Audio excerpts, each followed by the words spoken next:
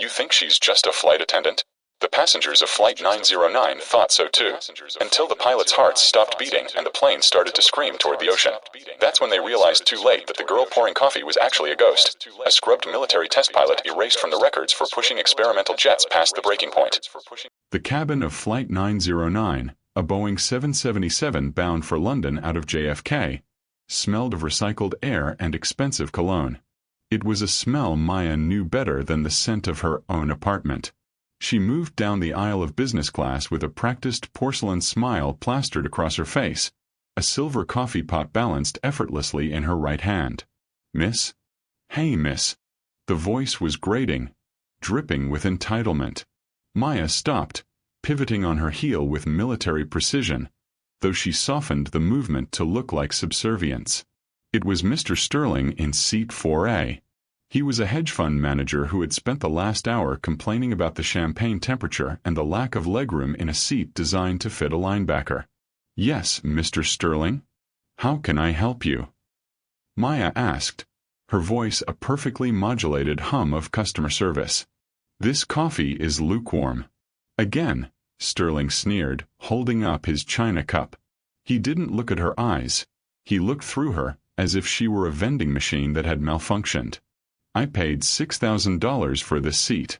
Is it too much to ask for a competent stewardess who knows how to operate a boiler?" "I apologize, sir. I'll brew a fresh pot immediately," Maya said. As she reached for the cup, her hand trembled.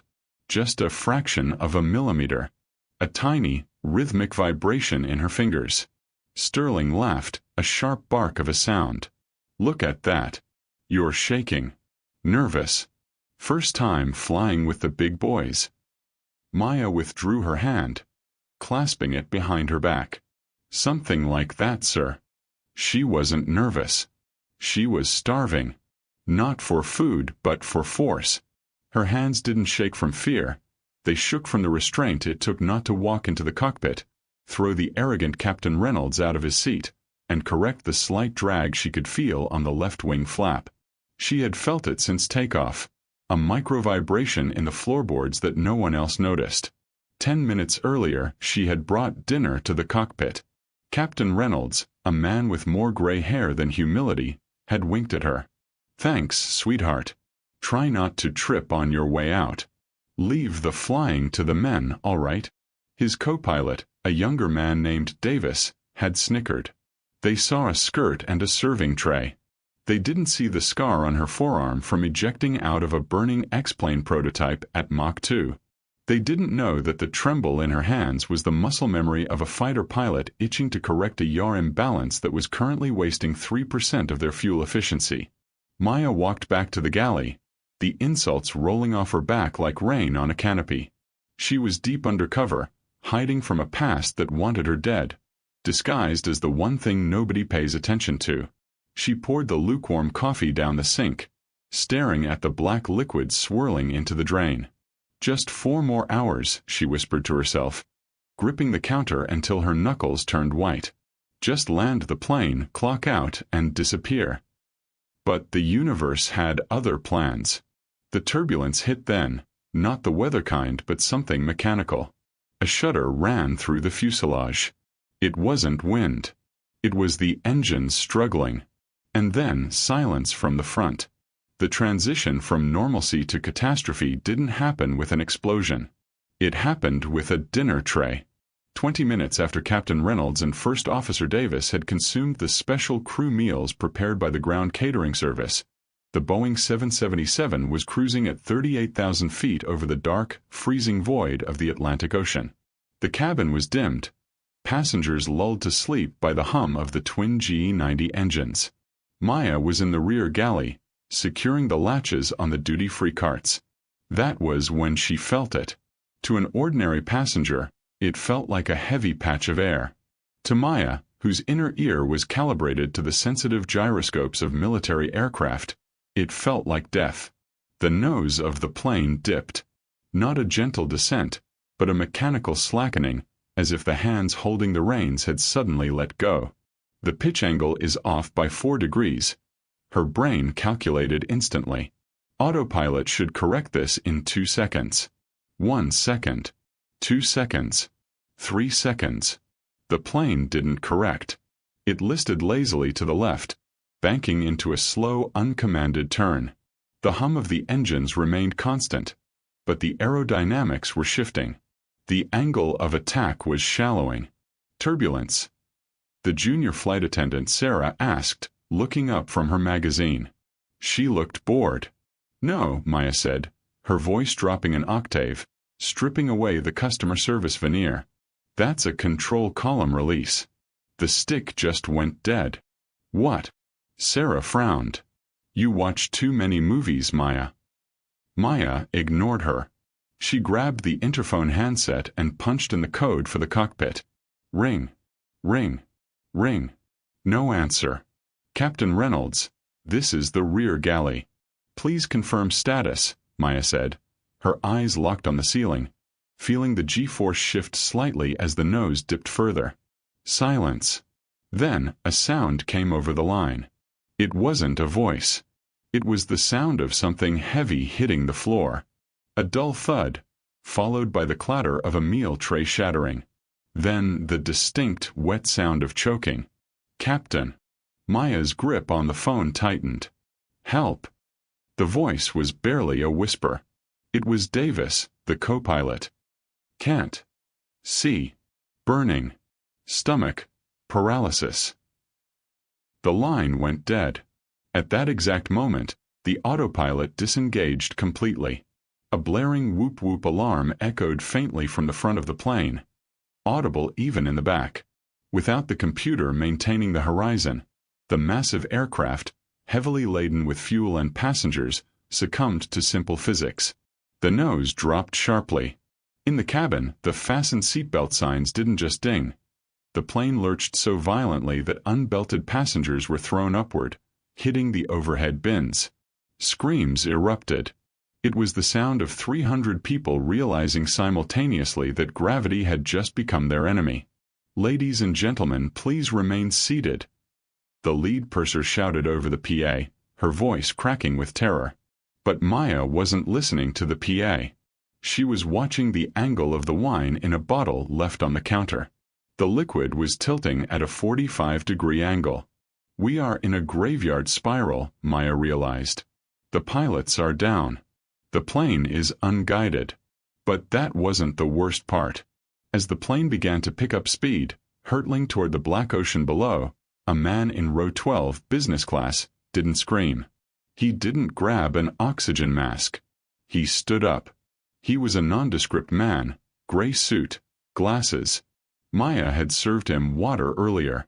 He moved with a stability that defied the shaking floor. He wasn't panicking. He was checking his watch. Maya watched through the crack in the galley curtain as the man pulled a small ceramic object from his shoe. It wasn't a phone. It was a jamming device. And in his other hand, a composite blade that wouldn't trigger a metal detector. This wasn't just food poisoning. The pilots hadn't just gotten sick. They had been neutralized. The plane wasn't falling. It was being delivered. The chaos in the cabin was absolute, a cacophony of screaming passengers and the terrifying groan of the airframe under stress. But for the man in the gray suit, it was a symphony. He moved with a terrifying calm, bracing himself against the severe list of the aircraft. He wasn't alone. 3 other men, previously disguised as sleeping tourists and a businessman working on a laptop, rose from their seats in synchronized precision. They were pros. Mercenaries. The kind of men who didn't sweat when the world turned upside down. Nobody moves. Heads down. Hands on your heads. The gray-suited man, the leader whose cold eyes scanned the cabin like a shark, barked the order. His voice was amplified by the sudden drop in cabin pressure, cutting through the screams. He racked the slide of a polymer pistol that had been dismantled and hidden inside a hollowed-out laptop battery. The lead flight attendant, a brave woman named Linda who had been flying for 30 years, tried to stand. "Sir, you need to sit down. We are in an emergency, duh." The leader didn't hesitate. He struck her with the butt of the pistol, a sharp, efficient blow to the temple. Linda crumbled to the aisle floor, unconscious before she hit the carpet. "The cockpit is ours," the leader shouted into a wristcom. "Pilots are neutralized via the nerve agent. Verify flight path." The plane continued its sickening descent. The passengers were paralyzed, not just by the weapons, but by the sheer sensory overload of the dive. They were pinned to their seats by the increasing G-force. In the rear galley, Maya watched it all through the mesh curtain. She saw the weapons. She saw the coordination. This wasn't a hijacking for ransom. They weren't making demands. They had disabled the pilots and were letting the plane fall. They aren't trying to land it, Maya realized, her mind racing through tactical scenarios. They're turning us into a kinetic weapon, a dart aimed at the heart of London. She stepped back into the narrow galley, the roar of the wind outside deafening. The mercenaries were moving toward the front, securing the business class curtain, effectively sealing off the cockpit from the economy passengers. They hadn't checked the rear yet. They assumed the flight attendants were cowering in their jump seats, praying to their gods. They assumed wrong. Maya looked at her reflection in the stainless steel coffee maker. The submissive waitress was gone. The tremble in her hands had vanished completely. In its place was a terrifying stillness. Her pupils were dilated, taking in every variable. The angle of the descent, now 15 degrees nose down, the airspeed passing 400 knots, and the location of the 4 hostels. She wasn't trapped with them. They were trapped in a metal tube with her. Maya needed to move, but the physics of a falling aircraft were working against her. The floor was no longer a floor. It was a slope. Gravity was pulling everything toward the cockpit. If she stepped out now, she'd stumble, and a stumbling hero is a dead hero. She leaned against the galley counter, closing her eyes for a split second. She needed to become the plane. Airspeed 480 knots. Approaching VMO, velocity maximum operating. The airframe is vibrating at a frequency of 12 Hz. The rivets on the wing roots are screaming. She knew this 777. She knew that at this speed, the rudder became less effective, but the elevators became twitchy. She knew that the steep angle meant anyone walking toward the front would be fighting an uphill battle against their own weight, while anyone moving back would be accelerated. She looked down at her feet. The regulatory flight attendant heels. Useless. Dangerous. With a swift, fluid motion, Maya kicked them off. She stood in her stockinged feet, feeling the vibrations of the floor directly. She unpinned her hair, not for style, but to remove the pins, sharp, 2-inch pieces of steel. She slid 2 of them into the cuffs of her blouse. Then, she reached for the service heavy-duty heavy metal coffee pot. It was fresh, scalding hot. She didn't pour it out. She secured the lid. "Time to go to work," she whispered. She didn't run. She flowed. Maya used the momentum of the plane's sway to slide along the wall, staying low, below the eye level of the passengers. She was a shadow in the navy blue uniform. She analyzed the threat layout. 2 hostiles in the aisle, keeping the passengers down. 1 at the cockpit door, working on the electronic lock. The leader was pacing near row 1, shouting orders. Priority 1. Stop the dive. Priority 2. Eliminate the hostiles. But she couldn't reach the cockpit without going through the kill zone. She had to draw them to her. She had to change the environment. She reached the mid-cabin utility panel. Most flight attendants only knew how to control the lights and temperature. Maya knew the engineering override codes. She punched in a sequence that wasn't in the manual. Suddenly, the cabin lights didn't just flicker. They died. Total darkness. A second later, the emergency floor lighting, strips of eerie green LEDs, flickered on. The atmosphere shifted from a terrifying reality to a nightmare. "Stay down," a mercenary shouted, his voice cracking slightly. The darkness unnerved them. They were prepared for resistance, but they weren't prepared for the plane itself turning against them. Maya smiled in the dark. She moved to the cross aisle. She was no longer Maya the server. She was Captain Viper Vance, 7th Special Operations Squadron, and she was about to conduct a masterclass in asymmetrical warfare at 30,000 feet. The darkness was her ally, but time was her enemy. The altimeter in her head was ticking down. 25,000 feet. 24,000 feet. The air was getting thicker, the sound of the wind louder. One of the mercenaries, the one guarding the rear of business class, clicked on a tactical flashlight. The beam cut through the gloom, sweeping over the terrified faces of the passengers huddled in their seats. "Who turned out the lights?" he growled into his comms. "I'm checking the breaker panel in the mid-galley." Mistake, Maya thought.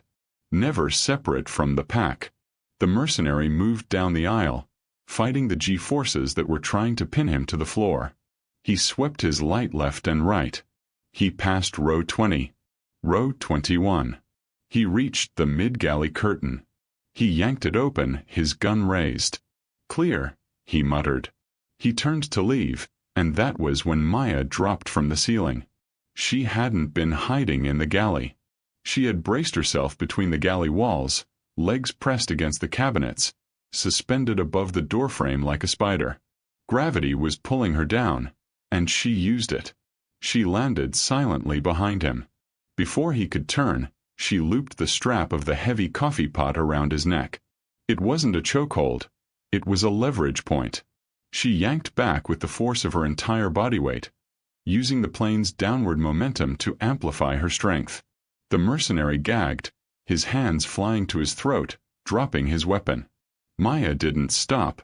She spun him around, slamming him into the metal food cart. The impact was masked by a sudden jolt of turbulence. As he gasped for air, she drove the heel of her hand into his vagus nerve, right below the ear. His eyes rolled back. He collapsed. Maya caught him before he hit the floor. She couldn't have a loose body sliding down the aisle. She dragged him into the lavatory and locked the door from the outside using the service key. She picked up his weapon. A customized SIG Sauer. Beautiful balance. She checked the chamber. Loaded. She also took his tactical radio. She put the earpiece in, tuning into their frequency. "Unit 4 report." The leader's voice crackled in her ear. "Did you fix the lights?" Maya pressed the transmit button. She didn't speak. Instead, she tapped the microphone rhythmically against her zipper. Tap, tap, tap, tap. Morse code. HUNT. Unit 4. The leader's voice grew tense. "Who is this?" Maya left the radio on the counter and melted back into the shadows of the economy cabin. She had taken a rook off the board. Now the king would get nervous. And nervous men make mistakes. In the front of the cabin, the leader, whose name was Kruger, stared at his wristcom. The signal from Unit 4 was active, but his heart rate monitor was flatlining. "Damn it," Kruger hissed. He looked at the two remaining men in the cabin. "Razor, hold the cockpit door. Don't let anyone in or out. Bishop, come with me. We have a stowaway." Kruger grabbed a terrified passenger, a young woman in her 20s, and yanked her out of her seat. He pressed the barrel of his gun against her temple. "Listen to me," Kruger screamed, his voice booming through the silent, dark cabin. "I know someone is back there. I don't know who you are, Sky Marshal or Hero Complex, but if you don't show yourself in 10 seconds, I will paint the bulkhead with this girl's brains." The passengers whimpered. The plane groaned, the altimeter now reading 18,000 feet. The air was getting warmer as they descended into denser atmosphere. Maya was crouched behind row 35. She saw the hostage. She saw the angle. Distance. 20 meters. Target is shielding himself with the civilian. A headshot is risky due to turbulence. She couldn't shoot. Not yet. 5 seconds. Kruger screamed. Maya needed a distraction. A big one. She looked at the emergency exit door next to her. She couldn't open it. The pressure differential was too high. But she could trigger the sensor. She grabbed a bottle of duty-free whiskey she had swiped from the cart. She didn't drink it. She ripped a piece of fabric from the seat cover, stuffed it in the neck, and used the lighter she had found in the mercenary's pocket. It wasn't a bomb. It was a signal. She rolled the flaming bottle down the aisle. It clattered loudly, the flames sputtering but holding. Contact! Bishop shouted, firing blindly at the rolling fire. The bullets tore into the carpet, missing Maya by feet. But the distraction worked. Kruger flinched, turning his head toward the fire. In that split second, Maya didn't shoot. She aimed at the ceiling, specifically at the oxygen mask deployment panel above Kruger's head. Bang! The shot was deafening. The panel popped open. The yellow oxygen masks dropped down, swinging like pendulums. Kruger, startled by the sudden movement above him, instinctively looked up and swatted at the masks. His gun moved away from the hostage's head for a fraction of a second. "Run!" Maya's voice commanded, projecting from the darkness like the voice of God. The hostage dropped to the floor and scrambled away. "Kill her! Kill her now!" Kruger roared, abandoning the hostage and firing wildly down the aisle. But Maya was already gone, moving laterally across the seats, closing the distance. The psychological game was over. Now it was war. And she was bringing the storm. The plane was now screaming through 12,000 feet. The air was thick, humid, and turbulent. The automatic proximity warnings, pull up, began to blare from the cockpit, a mechanical chant of doom that vibrated through the floorboards. Kruger and Bishop were advancing down the aisles, pinned by the suppressive fire of their own fear. They couldn't see Maya, but they could feel her closing in. Maya was currently belly-crawling over the center row seats in economy, moving faster than they could track. But she knew she was out of time. The pilots were incapacitated. Even if she killed the mercenaries, the plane would impact the ocean in less than 90 seconds at this descent rate. She needed to buy time. She needed to change the battlefield. She reached the mid-cabin galley again. This time she wasn't looking for a weapon. She was looking for the avionics access hatch. It was a small panel near the floor, usually reserved for maintenance crews to reset the in-flight entertainment servers. But Maya knew it ran parallel to the main wire bundles for the flight control surfaces. She kicked the panel open. Wires of every color spilled out. Think Viper. Think. She couldn't fly the plane from here. But she could trick it. The Boeing 777's fly-by-wire system had safety protocols. If it detected a catastrophic discrepancy between the left and right sensors, it would initiate a hard-over safeguard, essentially locking the controls to prevent structural failure. But if she shorted the yaw damper circuit while the plane was already banking? "Hold on," she whispered to the passengers nearby. She jammed her silver serving fork into the exposed circuit block, bridging the red and yellow connectors. Sparks showered her face. The result was instantaneous and violent. The massive rudder on the tail of the aircraft slammed hard to the right. At 450 knots, this wasn't a turn. It was a drift. The entire plane shuddered as if it had hit a brick wall. The fuselage groaned in protest. The aircraft snapped into a violent sideslip. The artificial gravity inside the cabin shifted 90 degrees. Kruger and Bishop, who were standing in the aisle, were lifted off their feet and slammed into the sidewall of the plane. Luggage flew out of the overhead bins. Carts smashed into bulkheads. For Maya, who was braced between the seats, it was calculated chaos.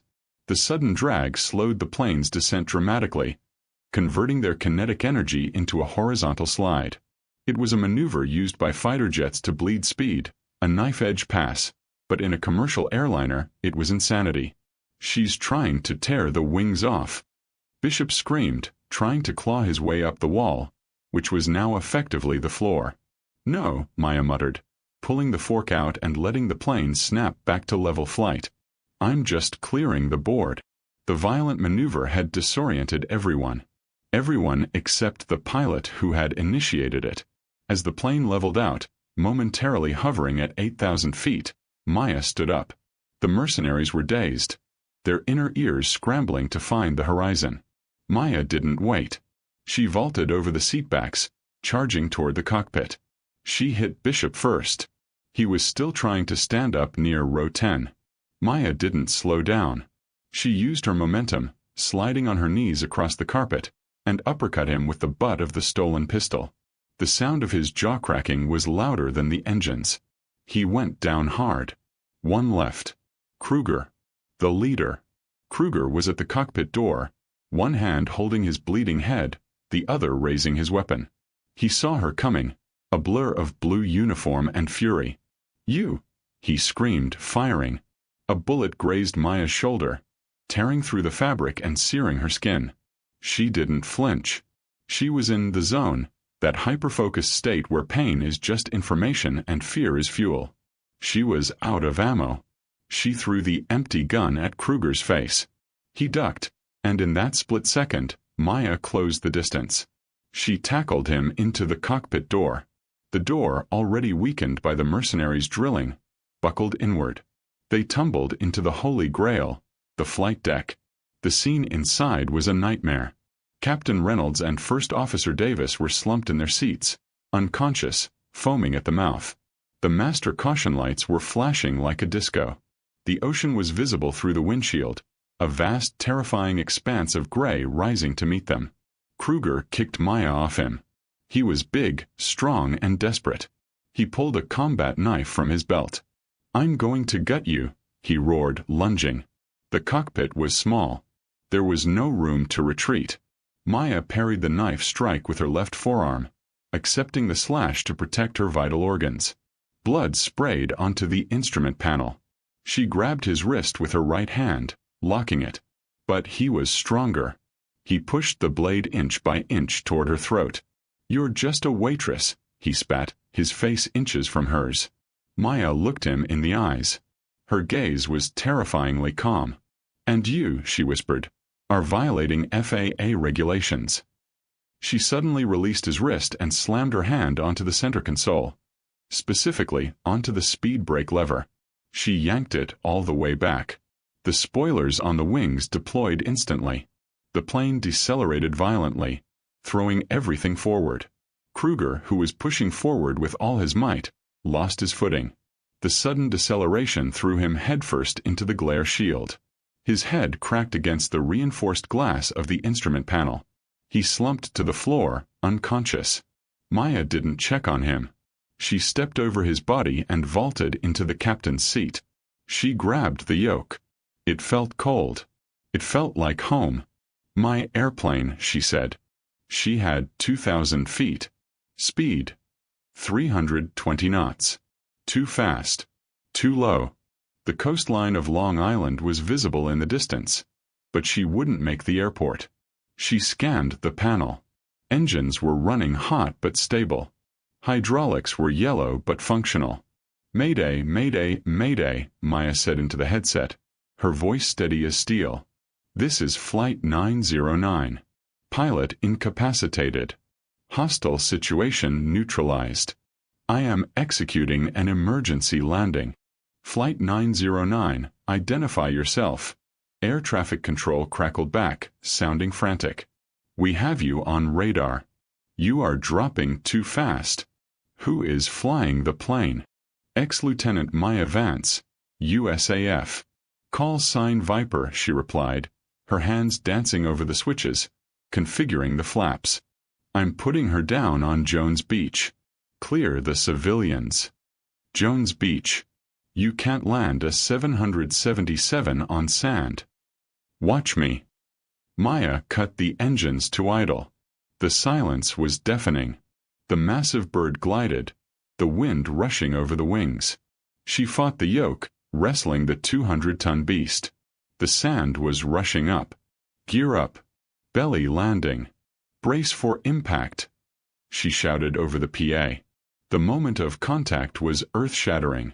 The belly of the plane hit the sand at 140 knots.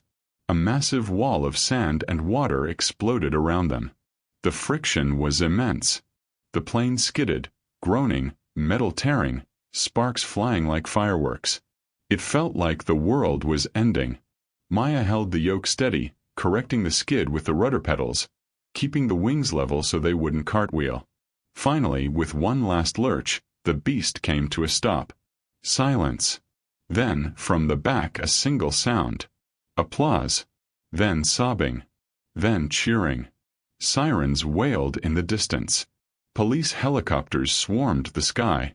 SWAT teams stormed the plane seconds later, weapons drawn. They found the mercenaries tied up with plastic cuffs. They found the pilots alive but weak. When the SWAT commander entered the cockpit, he saw a woman in a torn, bloody flight attendant's uniform. She was calmly finishing the post-flight checklist, shutting down the electrical systems. "Ma'am, step away from the controls," the officer shouted. Maya stood up, wiping blood from her cheek. She looked at the officer, then at the unconscious Captain Reynolds slumped in the corner. "He's all yours," she said. "Make sure he wakes up. He owes me a coffee." The officer lowered his gun, noticing the way she held herself. He saw the pilot's wings pin on her uniform, not the plastic airline ones, but an old tarnished Air Force pin she had pulled from her pocket and attached to her collar. He didn't arrest her. He saluted. The news vans arrived within minutes. The beach was a circus of flashing lights and reporters hungry for a face to put on the miracle. They surrounded the passengers, who were weeping and hugging their loved ones. "Who saved you?" A reporter shoved a microphone into Mr. Sterling's face. The arrogant businessman was pale, shaking, covered in soot. "The girl," Sterling stammered, looking around. "The waitress. She flew it like a fighter jet. She saved us all." "Where is she?" the reporter asked, panning the camera around. But Maya was gone. While the paramedics were distracted with the pilots, she had slipped out of the emergency slide, blended into the crowd of onlookers, and walked away down the shoreline. She had discarded the bloody blue blazer. She walked with a limp, her silhouette fading into the fog rolling off the ocean. She wasn't looking for a medal. She wasn't looking for fame. The sky didn't care about those things, and neither did she. In a world obsessed with titles and uniforms, people often forget that the most dangerous thing in the room isn't always the one shouting the loudest. Sometimes, it's the one pouring the coffee.